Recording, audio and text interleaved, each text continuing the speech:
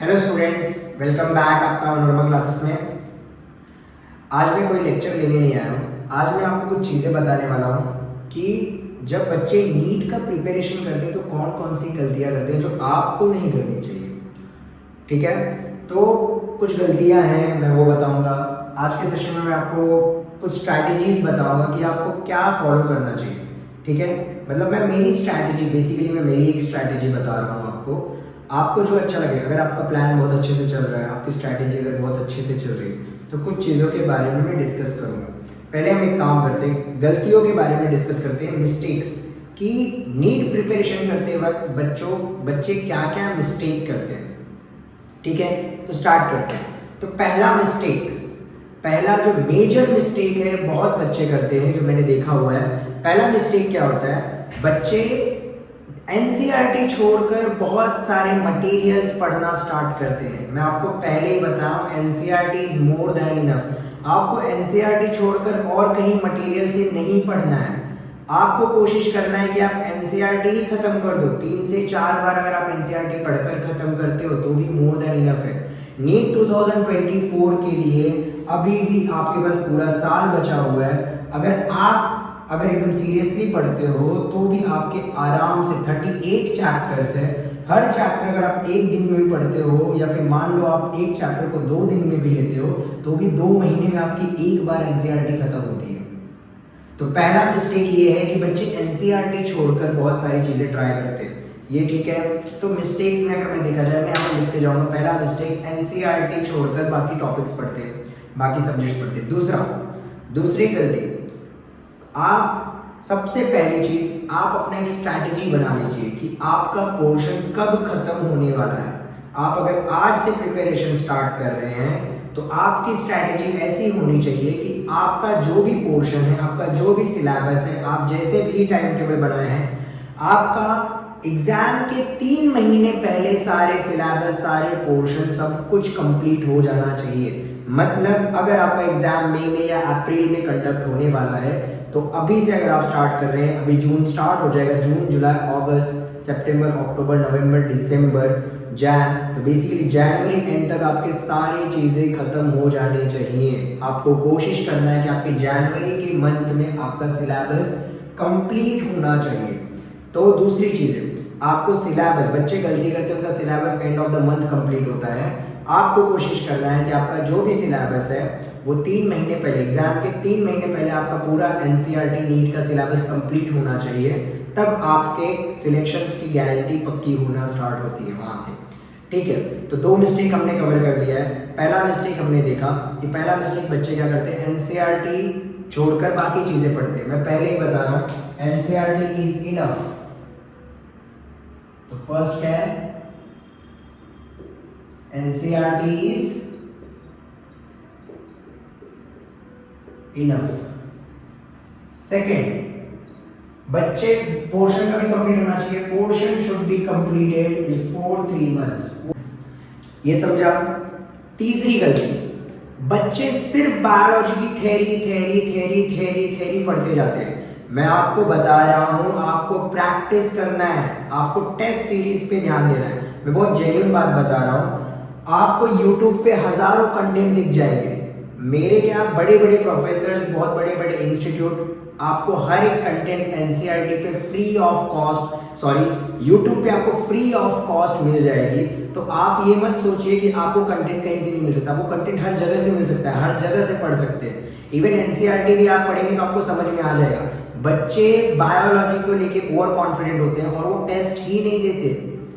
आपको कोशिश करना है मैक्सिमम टेस्ट अटेम्प्ट करना है। आपके चैप्टर खत्म हुए, फर्स्ट चैप्टर लिविंग वर्ल्ड अभी खत्म हुआ है, आपको तुरंत ही एनसीईआरटी के फिंगर टिप्स ले लो, या फिर आप कोई भी, जो भी आप सॉल्व कर रहे होगे क्वेश्चंस, बट वो एनसीईआरटी से आना चाहिए।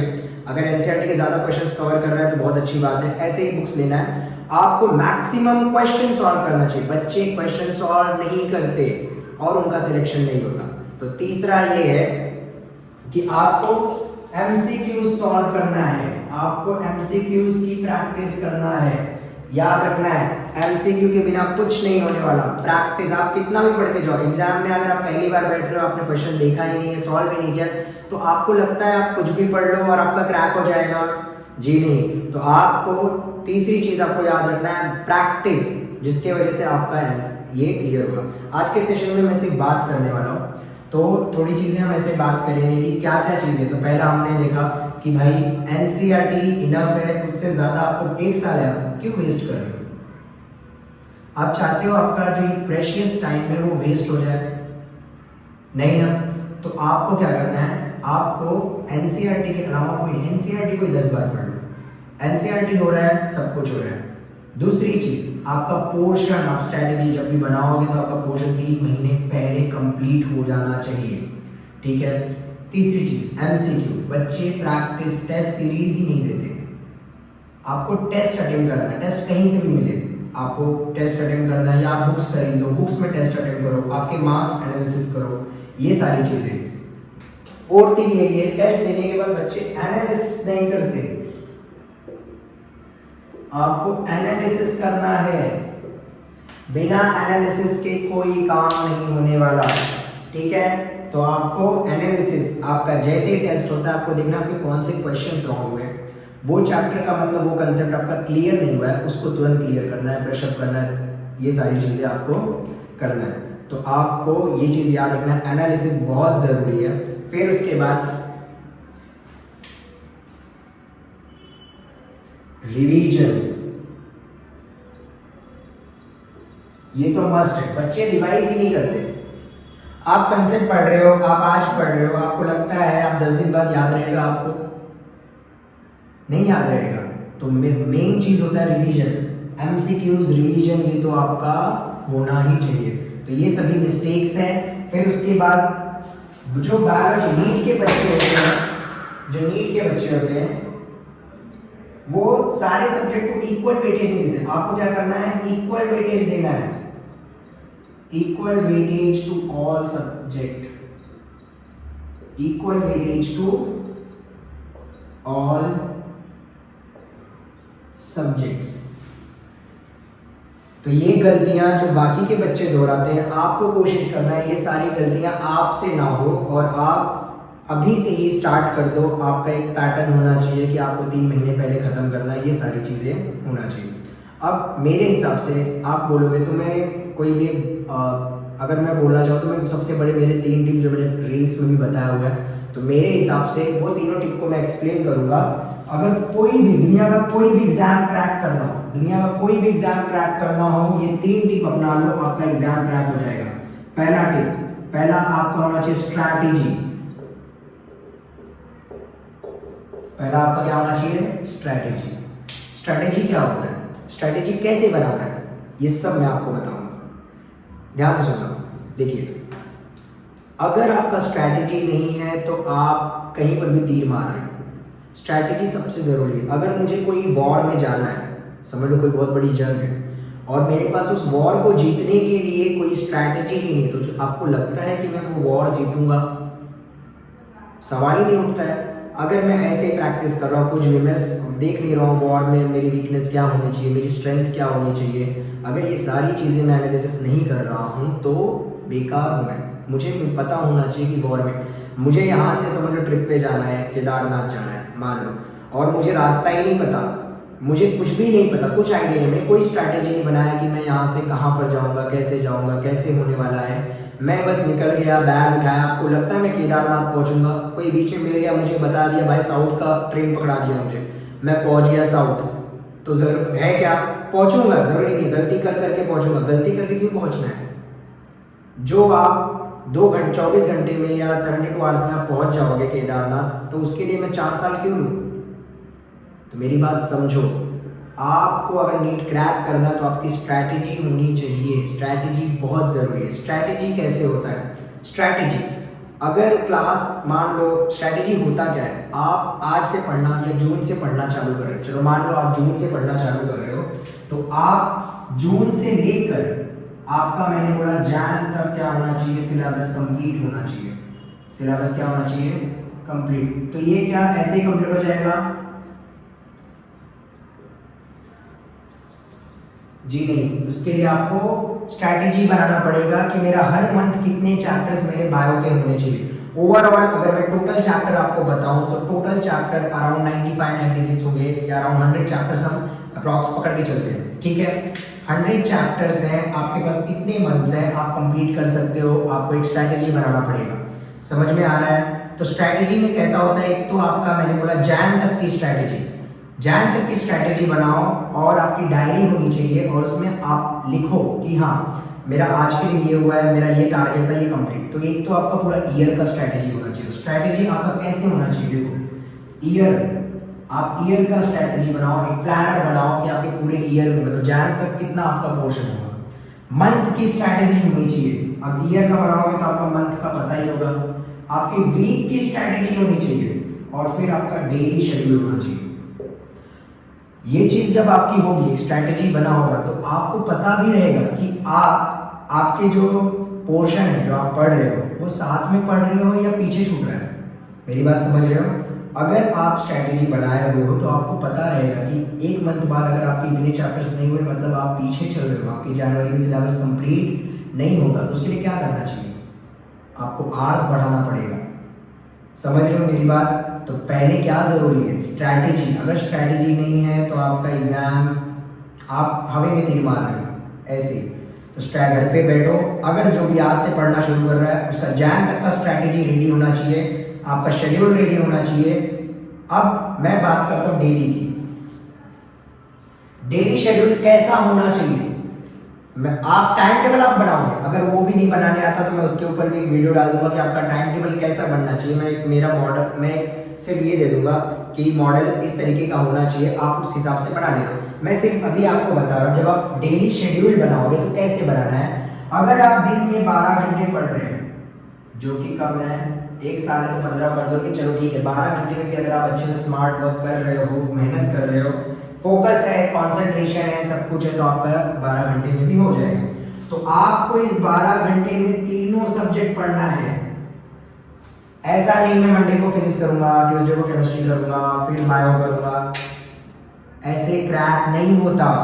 आपके दिन के शेड्यूल को आप बांट दो, जैसे 2 आवर्स, 6 आवर्स यहाँ पर ही हो गया, फिर इसके 2 आवर्स प्रैक्टिस, इसके 2 आवर्स, इसके 2 आवर्स, 12 घंटे आपके अगर हैं, आप कितने घंटे पढ़ो, 4 घंटे पढ़ रहे हो तो भी आपके इक्वली डिवाइड होना चाहिए। मैं बता equal weightage to all subject. समझ में आ रहा है। तो मान लो अगर आपके 4 दिन में एक चैप्टर्स खत्म हो रहे हैं बायो के, आपने बायो को टारगेट दिया कि 4 डेज में एक खत्म हुआ, तो आपके देखो साइमल्टेनियसली 3 चैप्टर खत्म हो रहे हैं, बायो का भी एक, केमिस्ट्री का भी एक, फिजिक्स का भी एक। आपको समझ रहा है। तो इस तरीके से हमें क्या करना है, स्ट्रैटेजी बनाना है। डेली स्ट्रैटेजी कैसा होना चाहिए, फिजिक्स, केमिस्ट्री, बायो, मतलब तीनों सब्जेक्ट आपको एक साथ पढ़ना है, स्ट्रैटेजी।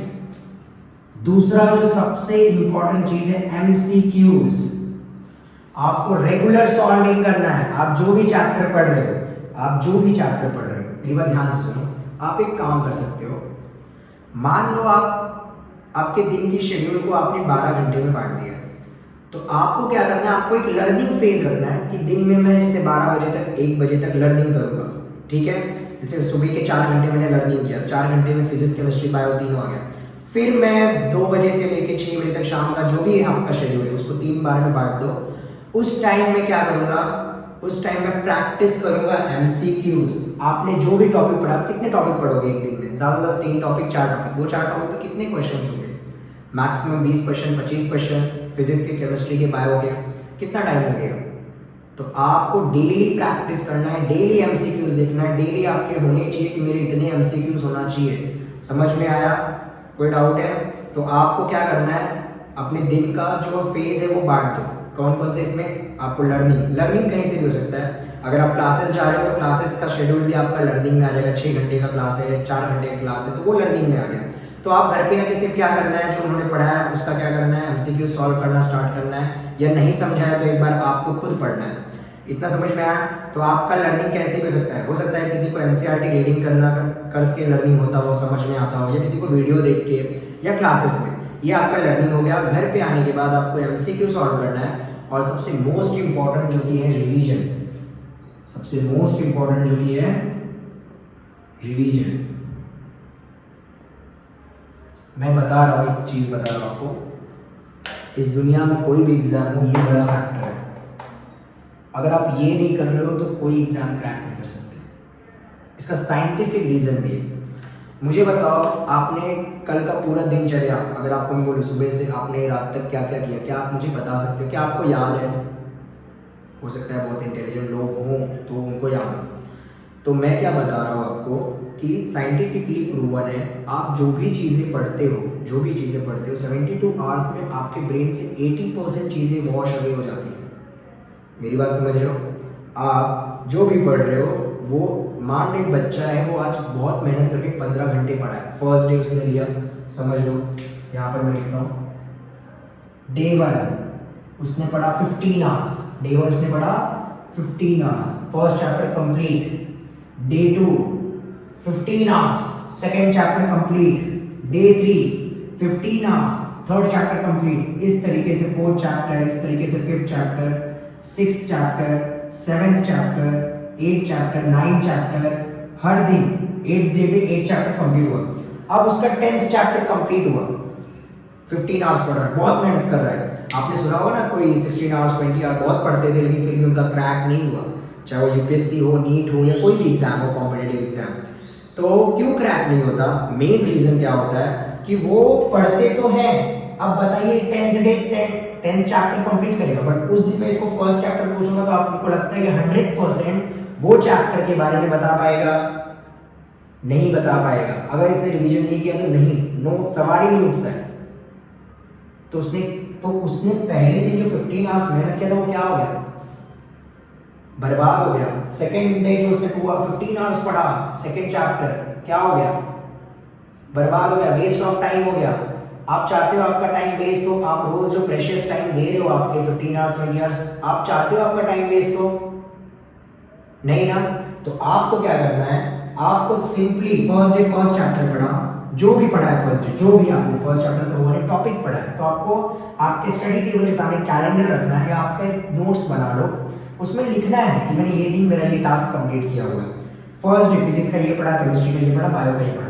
तो मैंने बोला था दिन के शेड्यूल को 3 पार्ट में बांट दो। पहला लर्निंग फेज, दूसरा एमसीक्यू, तीसरा रिवीजन। तीसरा आपको क्या करना है, अगर बच्चे ने फर्स्ट डे फर्स्ट चैप्टर पढ़ा, सेकंड डे क्या करेगा, वो रिवीजन करते वक्त फर्स्ट चैप्टर फिर से पढ़ेगा रात को सोने से पहले। फिर थर्ड डे क्या पढ़ेगा, फर्स्ट सेकंड, मतलब फर्स्ट सेकंड थर्ड एक साथ, फिर फर्स्ट सेकंड थर्ड और ये फोर्थ चैप्टर नया रिवीजन कर रहे हैं, first second third fourth fifth नया चैप्टर। तो ये हर दिन जो मैंने पहले पढ़ा था उसको रिवाइज करके ही सोएगा। तो 10th डे जो होगा, फर्स्ट चैप्टर कितनी बार रिवाइज कर चुका है? 9 times, second chapter 8 times, third chapter 7 times. तो मुझे बताओ क्या वो भूलने वाला है? बिल्कुल नहीं भूलने वाला है। हो सकता है 25th डे से आपका रिवीजन का टाइम बढ़ जाए, हो सकता है 25th डे से, लेकिन आपके ये चैप्टर्स क्या हो जाएंगे, स्ट्रांग हो जाएंगे। और नीट मेमोरी बेस्ड एग्जाम है, आपको 1 साल बाद याद रखना है ये चीजें। आप जो आज 15 घंटे पढ़ रहे हो, जो आप आज 10 घंटे पढ़ रहे हो, आप चाहते हो क्या वेस्ट हो जाए? आप चाहते हो ना कि 1 साल बाद भी आपको क्या रहे, ये याद रहे। तो इसके लिए आपको ये फॉलो करना है। क्लियर? कोई डाउट है? तो मेरे हिसाब से मैं शॉर्टकट में बता रहा हूँ, दुनिया में कोई भी एग्जाम को क्रैक करने की 3 ही चीज़ें, स्ट्रैटेजी आपको बनाना है पूरे साल का, मंथ का, डेली टाइम टेबल, आपके तीनों सब्जेक्ट इन्वॉल्व होना चाहिए, एमसीक्यूज रेगुलर सॉल्व करना है आपको, और रिवीजन। भाई रिवीजन से कुछ नहीं होने वाला, अगर आप रिवीजन करते हो तो ही एग्जाम आपका सक्सेसफुली क्रैक होने वाला है। ठीक है, आज के लिए इतना ही, फिर कभी मैं और मिस्टेक्स बताऊंगा। आप दूसरों की गलतियों से सीखने की कोशिश करिए, खुद पे इम्प्लीमेंट मत करिए। देखिए जिनका क्रैक नहीं हुआ उन्होंने कहाँ गलती किया है, क्या गलती किया है। मैंने देखा है, ये देखो बच्चों, ऐसे बच्चे हैं जो 320 340 उनके सिर्फ बायो में मार्क्स आते हैं, बट फिजिक्स केमिस्ट्री की वजह से उनका सिलेक्शन नहीं हो पाता है। तो आपको कोशिश करना है कि आप ये गलतियाँ ना करें। ठीक है, done for the day, thanks for watching. और हाँ, लाइक और सब्सक्राइब तो करिए, इतने लोग देख रहे हैं बट लाइक ये शेयर सब्सक्राइब नहीं हो रहा है और लाइक नहीं हो रहा है। तो आपका भी सपोर्ट रहेगा तो मुझे मोटिवेशन आएगा कि मैं भी वीडियोज़ बनाऊँ।